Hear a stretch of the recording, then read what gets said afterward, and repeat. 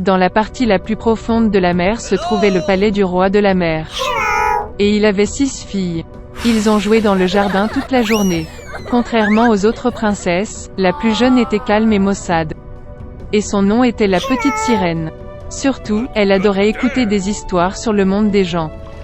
Traditionnellement, une sirène ne pouvait remonter à la surface que pour la première fois à son 16e anniversaire.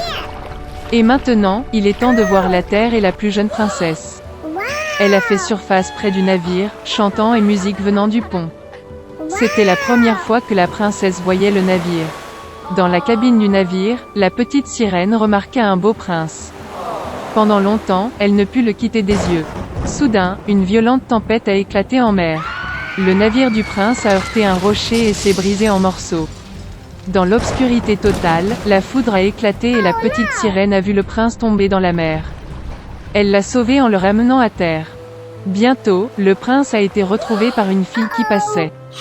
Quand il s'est réveillé, il lui a souri et l'a remercié de l'avoir sauvé. La petite sirène est devenue triste que le prince ne sache même pas son existence. Elle a plongé dans l'eau et a nagé. D'après les histoires de son père sur les gens, la petite sirène savait qu'il considérait la queue de poisson des sirènes comme laide. Par conséquent, pour plaire à une personne, il fallait acquérir 2 jambes. Le lendemain, la petite sirène est allée voir la sorcière des mers. La sorcière accepta de lui faire une potion qui transformerait la queue de poisson en une paire de jambes minces. La démarche de la princesse serait gracieuse, mais chaque pas qu'elle ferait lui apporterait une douleur insupportable. Et si le prince en épousait un autre, la petite sirène se transformerait en écume de mer.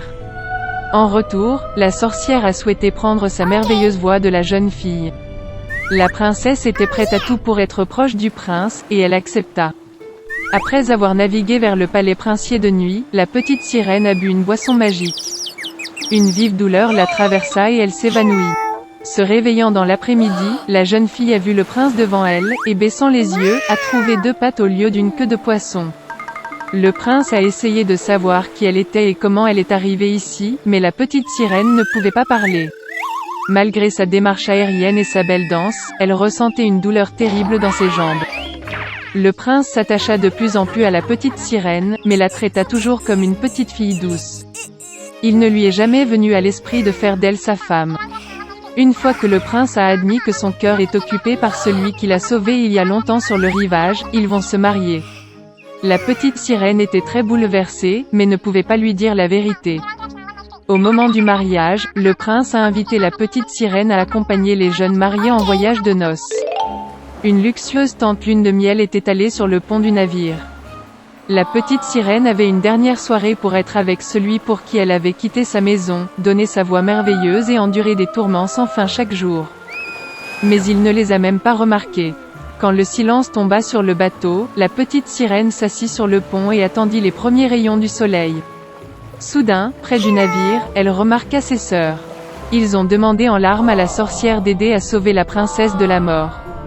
La sorcière leur a donné un couteau tranchant, avec lequel la petite sirène devait percer le cœur du prince.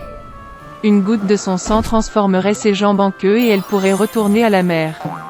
La petite sirène a regardé dans la tente et y a vu un couple amoureux endormi. Elle n'a pas trouvé la force de prendre la vie du prince et a jeté le poignard dans la mer. De chagrin, la petite sirène se jeta à l'eau. Mais la gentillesse de la princesse a fait fondre le cœur de la méchante sorcière. La sorcière a annulé son sort et la petite sirène avait à nouveau une queue de poisson au lieu de jambes humaines.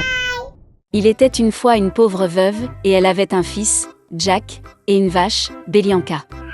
La vache donnait du lait tous les matins, et la mère et le fils le vendaient au bazar, et c'était ainsi qu'ils vivaient. Mais une fois, Belianka n'a pas donné de lait, et il n'avait pas de nourriture. Maman a décidé de vendre la vache et d'ouvrir un magasin, avec les bénéfices. Jack prit la rêne entre ses mains et conduisit la vache au marché. À peine arrivé, il rencontra un vieil homme merveilleux. Il a dit qu'il aimerait échanger la vache de Jack contre des haricots. Et avec ces mots, il sortit une poignée de quelques haricots étranges de sa poche. Le vieil homme a dit que ces haricots étaient magiques. Ils doivent être plantés le soir et le matin, ils pousseront jusqu'au ciel même. Jack est devenu très intéressé et a accepté. Le garçon est rentré tôt. La mère était très en colère qu'il ait donné la vache laitière dans toute la région pour une poignée de haricots méchants. Mais Jack se souvint des paroles du vieil homme et décida qu'il n'y avait rien à faire, et planta les haricots dans la cour. Il monta dans son grenier, triste, et s'endormit. Le matin, Jack s'est réveillé et a vu quelque chose comme un grand arbre dans la cour. Et cela, il s'avère que ces haricots ont germé, et l'énorme tige a continué à pousser vers le haut jusqu'à ce qu'elle atteigne le ciel même. Jack a sauté sur la tige et a grimpé comme une échelle. Il a grimpé, et est monté et grimpé, jusqu'à ce qu'il atteigne enfin le ciel. Là, il vit une route longue et large qui le conduisit à un immense château. Jack est allé à sa porte et a frappé. La porte s'ouvrit et une grande femme se tint sur le seuil. Bégayant de peur, le garçon a demandé quelque chose pour le petit déjeuner. La géante l'a laissé entrer, mais l'a averti de ne pas attirer l'attention de son mari, car c'est un cannibale. Elle a emmené Jack dans la cuisine. Mais avant qu'il n'ait eu le temps de manger la moitié de son petit déjeuner, soudain, toute la maison a tremblé des pas de quelqu'un. Le garçon ne fut pas surpris et sauta aussitôt dans le four. Et à ce moment précis, le cannibale est entré dans la pièce. Eh bien, il était aussi grand qu'une montagne. Le cannibale sortit 2 sacs d'or d'un énorme coffre et s'assit pour compter les pièces. Il compta et compta, finit par hocher la tête et se mit à ronfler. Puis Jack sortit lentement du four, se glissa devant le cannibale, attrapa un sac d'or et se précipita vers la tige de haricots. Il jeta le sac par terre, et il commença à descendre la tige de plus en plus bas, jusqu'à ce qu'il se retrouve enfin chez lui. Jack raconta à sa mère tout ce qui lui était arrivé et lui tendit un sac d'or. Ils ont commencé à vivre de l'argent qui était dans le sac. Mais finalement le sac était vide, et Jack a décidé de tenter sa chance une fois de plus au sommet de la tige de haricots.